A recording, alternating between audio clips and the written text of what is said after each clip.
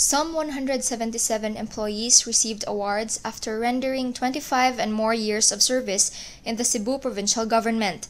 Capitol awarded these employees for their long years of loyal and dedicated service. One of these employees is Danilo Villarreal, and an employee of Cebu Provincial Engineering Office. Villarreal has spent 44 years working in the Capitol. Recalling his early years, he shared that he started on February 16, 1970. The then 19-year-old Villarreal began as a checker of sand and gravel concessionaires in Tabunok, Talisay City, Cebu.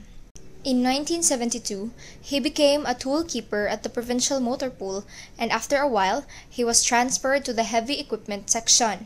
Villarreal acquired a regular position in 1974 as a heavy equipment operator. He learned to operate heavy equipment through assisting his senior operators. He remembered being a member of a special team specifically appointed by then-Governor Lito Osmeña. Kami mga special task force mo itong pinili ni Governor Lito Osmeña. Itong pagtrabaho mo sa Central Highway. Gihanpat na mi ato obserbahan mi Governor Lito ba pamili mi kinsa sa isod mi sa katim nga kasilbi kami mo A-team. Kung sa'yo dili mahuman sa ubang task force kami mo follow-up. Wala may lungsod na akong kanunayan yung kuan ba?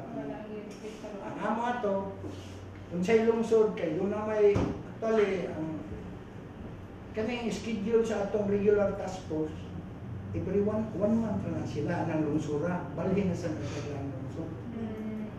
Kami mga A-team, special forces team, kung sa'yo wala mahuman niya mo, reklamo kami mo sunod.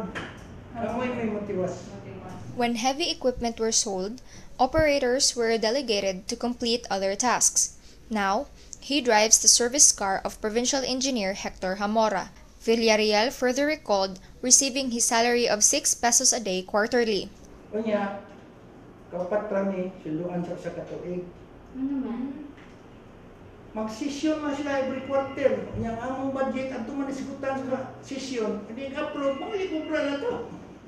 Villarreal worked in the Capitol for 44 years, experienced the administration of 8 governors, and turned down many job offers. Yet, he is still in the Capitol, working until he reaches his retirement age. As a public servant, enjoy kayo sa trabaho, love sa ginagawa kong trabaho yun. Murang ko, that time, bata-bata po, magdako, makinara, magdadua. In her speech, Cebu Vice Governor Agnes Magpale thanked awardees for their continuous work that have greatly helped the province become what it is today. The awardees received a certificate of recognition and a commemorative keychain bearing their name and number of years in service. Happy with the award, Villarreal hoped the Capitol will continue doing this kind of recognition. Nindot kayo nagsigimon ni Ilay. Kini magkapadasig ni sa uban nga co-employees na po. Kinsa mo dili gusto taga-award do? Diba sir? Dako kay na nimong garbo nabaw pa na kwarta. The awarding was in celebration of Cebu Province's 445th founding anniversary. This is Lian Lasol of the Provincial Information Office.